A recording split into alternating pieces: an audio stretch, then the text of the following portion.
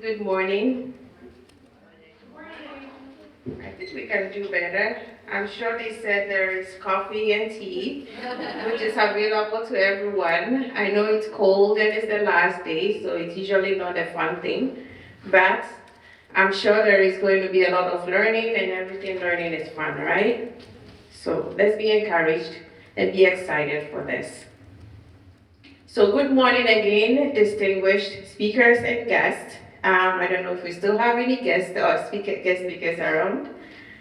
It's such an honor for me to be sharing this stage with everybody and for you to be listening to me this morning. And it's a real pleasure to have to learn from all these amazing people. I would also like to use this time to appreciate the organizers of this event, Grow Leaders, Women Leaders, Tracy and the team for the work that you're doing. I have recently been drawn to Growth Initiative, and it is important that we applaud and recognize the impact of this work in the lives of diverse women. Keep up the good work. Nothing is too small. So we appreciate you, and please be encouraged to continue. Please join me with a round of applause to really appreciate this team for the work. I know it doesn't take, it's not a work for the faint at heart, so thank you. I know we did a treaty acknowledgement, but please allow me to acknowledge that we are gathering here today on Treaty 6 territory, the traditional territory of the First Nation and Métis peoples. Let us be reminded that we are all treaty people by our association to Canada. And we have a responsibility as such to know and uphold the truth while putting in the effort to contribute towards meaningful recognition. As a Black African immigrant woman, occupying this land and utilizing the resources available around me, I am committed to understanding the historical truth of the Indigenous people of Canada and contribute daily to a respectful process towards reconciliation. I do agree with the theme for this event, which is igniting diversity and preparing for the future workforce. It is important as it stands at the forefront of our evolving world, and it is critical for us to identify the opportunities available and use them for the good of our society. As part of the bigger conversations that we've been having these past 2-3 days, I will be focusing on how we can bridge the talent pool and pursue opportunities to commensurate tomorrow's workforce needs. I will begin by sharing 5 characteristics of the future workforce, including tips on how we can prepare to meet the workforce revolution. So the 5 characteristics of the future of work that I'll be focusing on this morning would include, but not definitely limited to, first of all, the advent of automation and artificial intelligence. Second is the preference for hybrid and flexible work models. Third is the emphasis on soft skills. Fourth being responsiveness towards green economics and climate change. And last but not the least, a strategic repositioning of diversity and inclusion. So first, the advent of artificial intelligence, machine learning and automation is reshaping industries at an unprecedented pace. These technologies are not just augmenting our work. In many cases, they are completely replacing old paradigms. This shift demands a new breed of workforce, one that is agile, tech-savvy, and above all, continuously adaptable. I am sure it is no surprise to most of us here that technological revolution has become a significant part of our lives, and it continues to alter the way we live, work, and relate to one another. It is imperative that we strategize in terms of how we navigate this revolution and prepare our workforce for the uncertainties ahead. I would cautiously, though, counter the fear that automation will lead to a widespread job losses, because history shows that technology has been a net creator of jobs. It must, however, be noted that while jobs are created, they are not the same jobs that were lost, and they often require different, more sophisticated skill sets. It is critical now more than ever for the workforce to shift their skills to meet the transforming job roles across industries. This will require all of us to take actions such as reskilling and upskilling. I'm sure you've heard a lot about reskilling and upskilling. We need to invest in developing our skills and be ready for the new direction of human resources needed in the workforce. We need to invest in gaining knowledge and skills for emerging industries like technology, renewable energy, AI, and healthcare. At a systemic and structural level, our institutions need to establish training and certification programs that will emphasize digital literacy and technical skills to prepare women for the demands of a tech-driven future. We also need to encourage more girls and women to pursue STEM fields through scholarships, mentorship programs, and female role models, as well as offer programs on leadership, communication, and critical thinking to help women excel in dynamic team-based leadership roles. It is important to note that education cannot stop at graduation. We must inculcate the habit of letting it evolve into a model of lifelong learning to keep us with the evolving technological changes.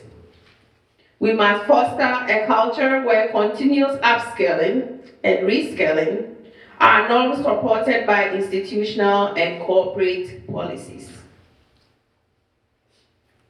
Second characteristics, which I would like to bring to light, which fosters future workforce, is the preference for hybrid and flexible work models. The adoption of remote and hybrid work arrangements has become more common, influenced by employee preference for flexibility.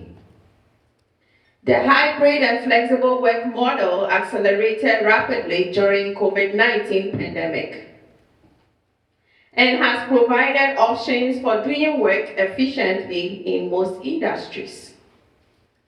This model presents numerous benefits such as access to a broader talent pool, flexibility, and enhanced work-life balance. However, it also requires a robust digital infrastructure and new management practices that focus on outcomes rather than processes. Women often face disproportionate caregiving responsibilities, making it harder to thrive in traditional or even hybrid work environments. Training women in the use of remote work tools, such as project management, softwares, and communication platforms, would help position us to thrive in such environments. We must all work together to encourage and advocate for workplace policies that support remote or hybrid work environments, as well as flexible hours and childcare support. To boost the networking and visibility for women, we must promote and recognize online networking platforms where women can connect with mentors, showcase their skills, and access global opportunities. characteristics of the future of work is the emphasis on soft skills. Soft skills like negotiation and leadership are undervalued in women and often overlooked in traditional training. Turning our focus towards leadership, the role of future leaders will be critically redefined in the emerging business landscape, which means that the future leader is not merely a person of status, but a beacon of change, an enabler who empowers their team to adapt and thrive in a shifting world. The leaders of tomorrow will need to navigate increased complexity, champion diversity, and foster a culture of innovation and agility. Preparation mechanisms should include targeted training, and it should provide coaching on decision making, adaptability, emotional intelligence, and conflict resolution to help women excel in leadership roles. Workshops or courses are required to help women build capacity in public speaking and boost their confidence and presence in the workplace. Women should be encouraged to highlight their transferable skills from caregiving, community leadership, or non-linear career paths, which is usually overlooked or disregarded. Next to note, as part of the characteristics, is the responsiveness towards green economies and climate change, which will require people to learn to be adaptable, environmentally conscious, and proactively engage in sustainability-driven initiatives. The future workforce would need a clear understanding of climate change, its causes, and its impacts on industries, economies, and communities. Skills in renewable energy, sustainable resource management, carbon accounting, and circular economy practices will become fundamental across industries. To build resiliency and climate response skills, the workforce would need to adapt to climate-induced challenges, such as supply chain disruptions, resource scarcity, and natural disasters. Again, reskilling and upskilling will be required to prepare the workforce, and training programs are expected to emphasize green technologies and practices, which will enable workers to transition to sustainable roles in existing and emerging sectors. We should develop creative strategies for building climate change awareness campaigns within organizations and embed sustainability into workplace culture. I also advocate for the use of different knowledge systems within our communities to create awareness and educate ourselves about the realities of the impact of climate change and how to build resilience and adaptive strategies. We must leverage the national, ethnic, and heritage platforms and other social organizations that we have to educate and build such awareness. These systems present opportunities that complement the formal or mainstream educational system to create awareness and climate change resiliency. Governments and businesses are encouraged to create incentives for green job creation and fund skill development initiatives in that area. Collaboration of efforts amongst all parties is critical to prepare the workforce adequately. We need to promote partnership between industries, educational institutions, and communities to align efforts towards a sustainable future. Last but not the least, is repositioning and restructuring of diversity and inclusion to meet the future workforce needs. Despite the growing backlash on diversity and inclusion, the evidence of its positive impact on growth and productivity is undeniable. It is not just a moral imperative, but a business one. Diverse teams have been shown to be better problem solvers, and building a diverse and inclusive workforce is recognized as essential for fostering innovation and addressing talent shortages. To meet the needs of the future workforce, diversity and inclusion must evolve to address existing complexities, contributing to the growing inequalities. This involves, for instance, expanding the definition of diversity and integrating inclusive practices into organizational culture, while ensuring that these efforts align with emerging workforce trends like automation, hybrid work, and sustainability. For example, diversity and inclusion initiatives should focus more on the intersectionality of people's identities and what I call sub-marginalized groups to ensure that no one is actually left behind when developing and implementing policies. Where privacy concerns and risks can be mitigated or minimized, AI-powered tools should be adopted to eliminate unconscious bias in recruitment, performance reviews, and promotions. Whilst organizations are implementing strategies to attract and retain talent from various backgrounds, we need to know that what is needed now and in the future goes beyond just adjusting hiring practices. It requires creating an inclusive culture where every voice is heard and everyone can thrive.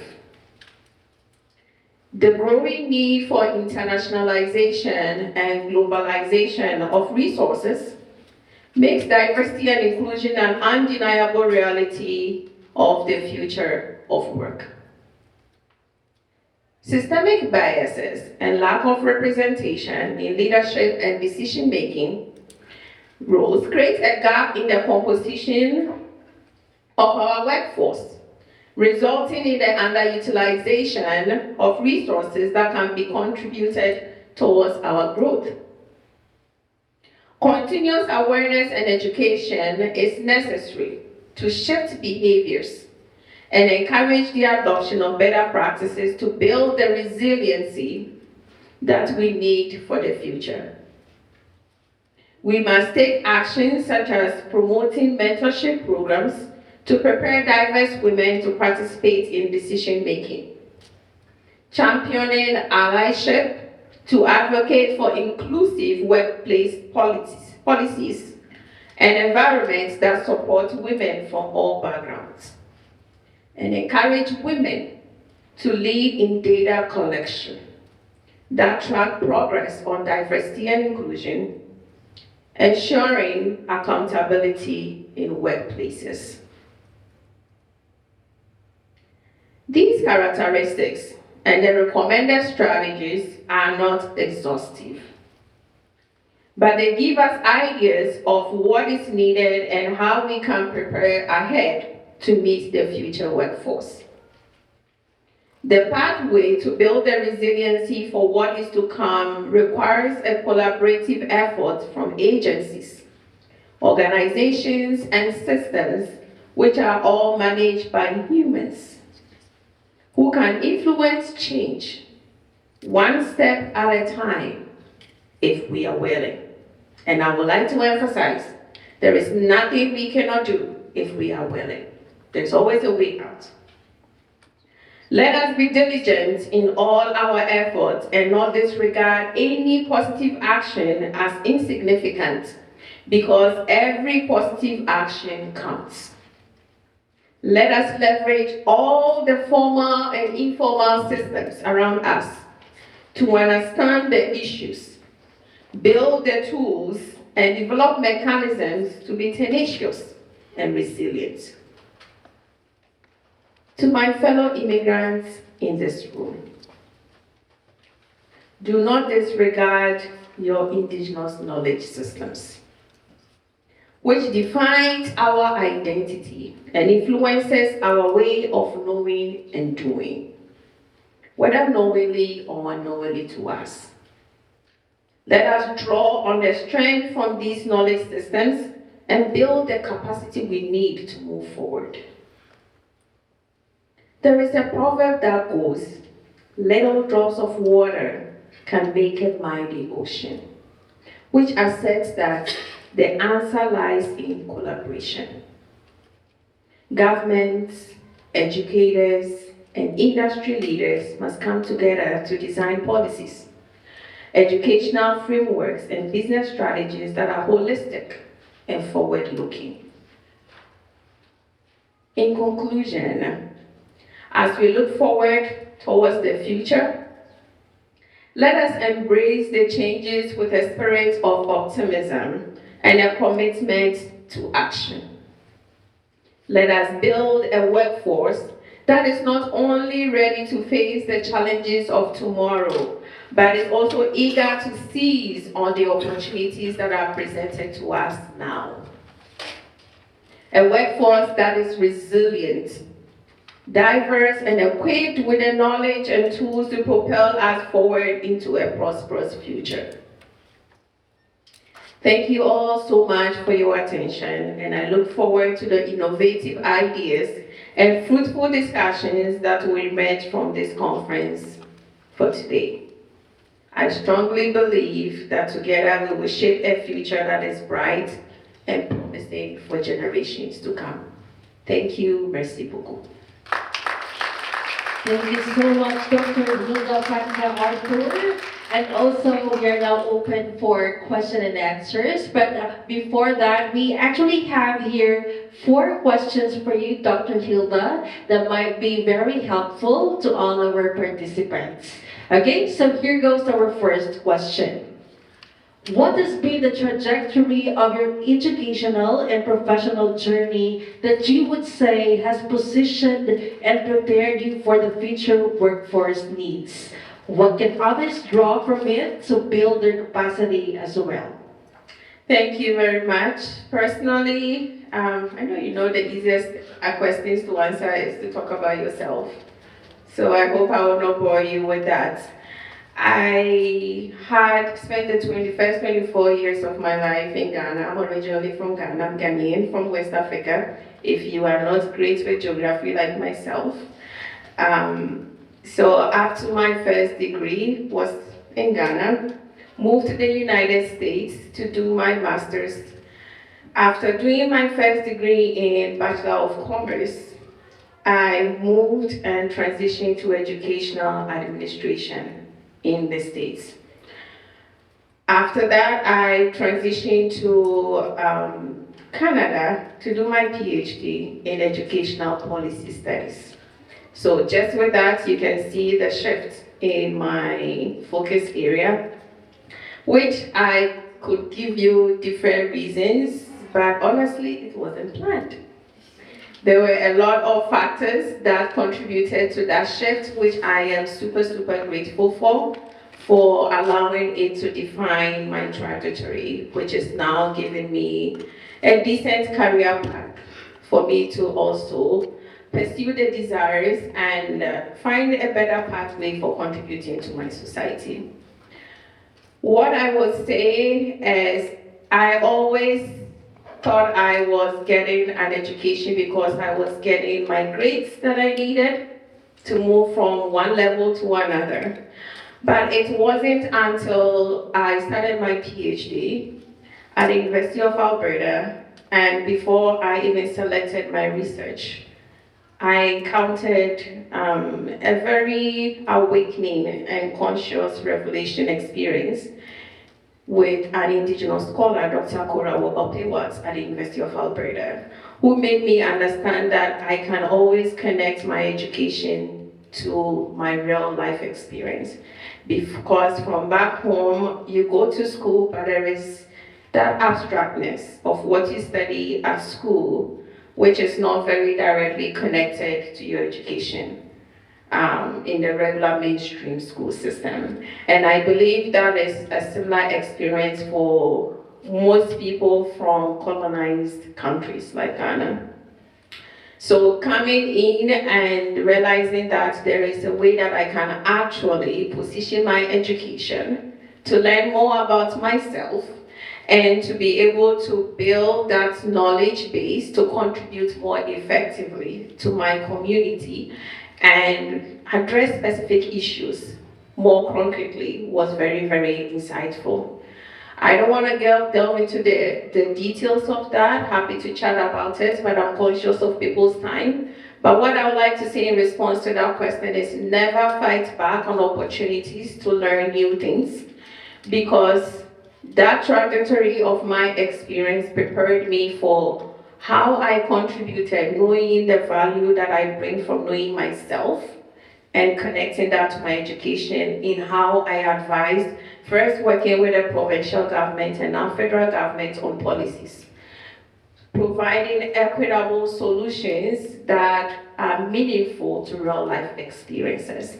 So connecting this to the future of work, we must be aware that things will keep evolving.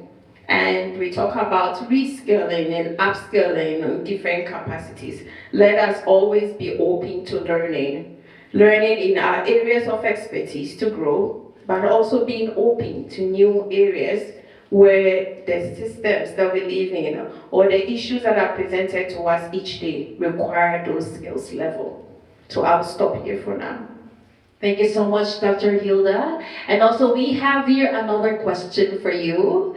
What are some of your major challenges in building your career, and how have you overcome them or working to overcome them?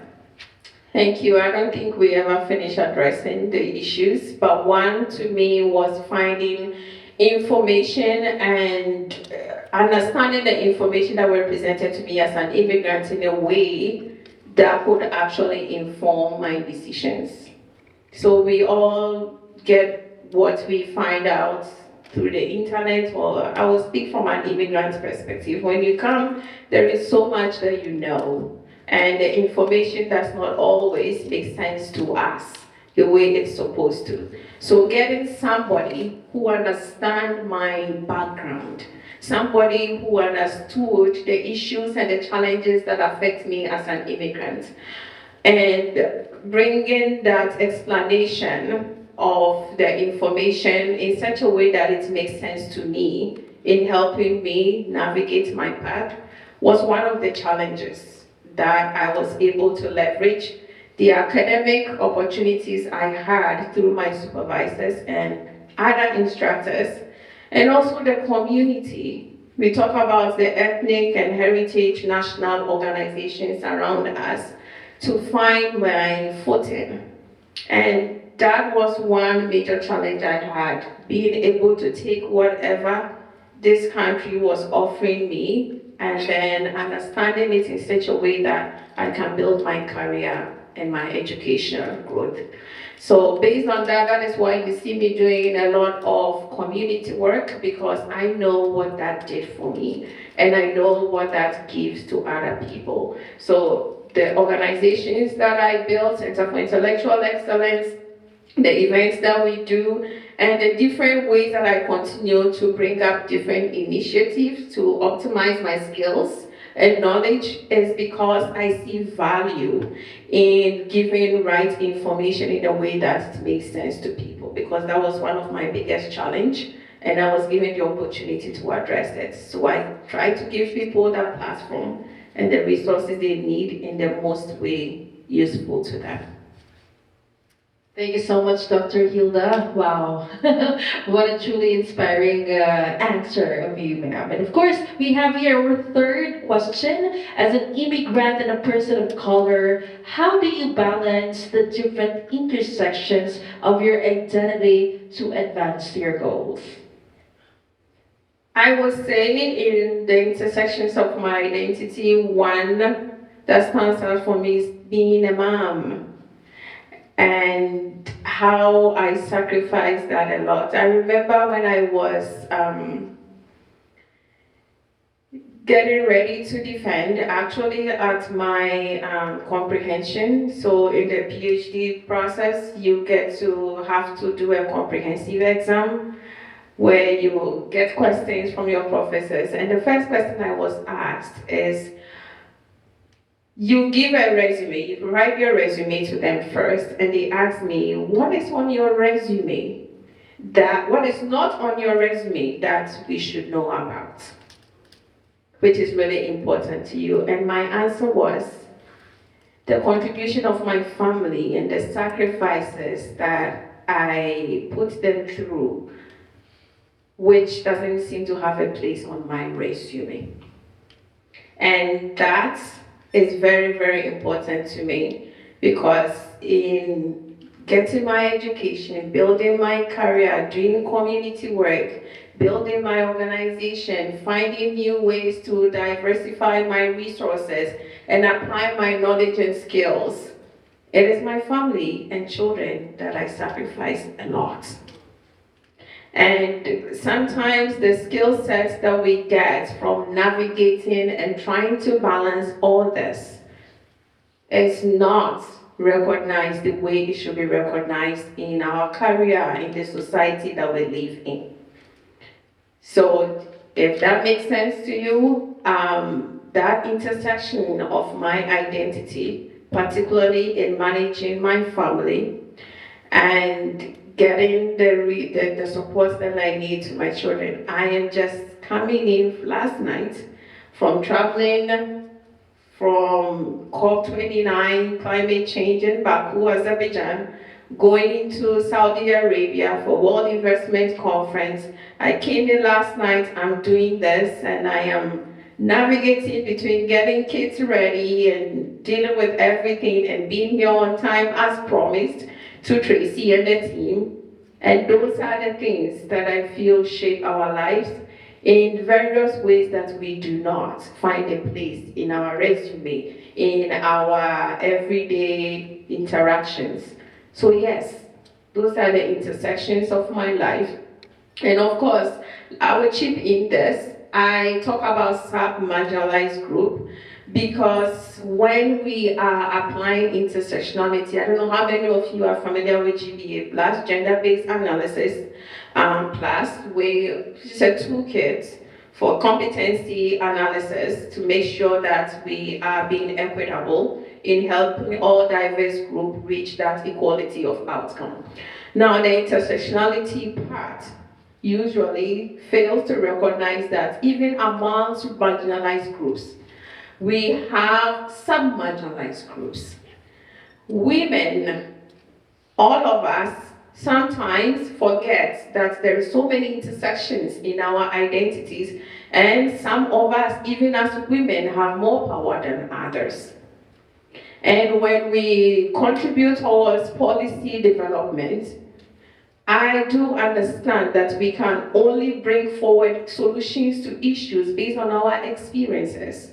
So when we advocate for women to be at the decision table, and we have a woman who is, for instance, a white woman, and only has experience as a white woman, we can understand, or we should know, and be cognizant of the fact that this woman would not be able to equitably provide the different dimensions of the issues that affect other marginalized women. For instance, Black and other diverse women who also need their issues addressed. So of course, I do understand that they would not know the issues firsthand based on their experience. But we should also recognize that there is a gap there.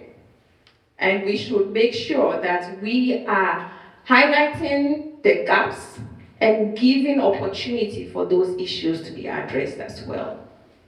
So let us be very, very clear and intentional in how we present issues.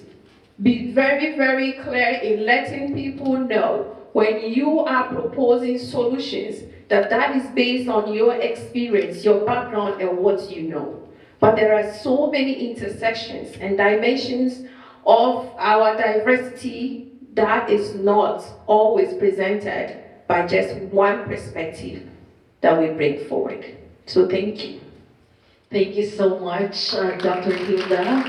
What an inspiring story with you.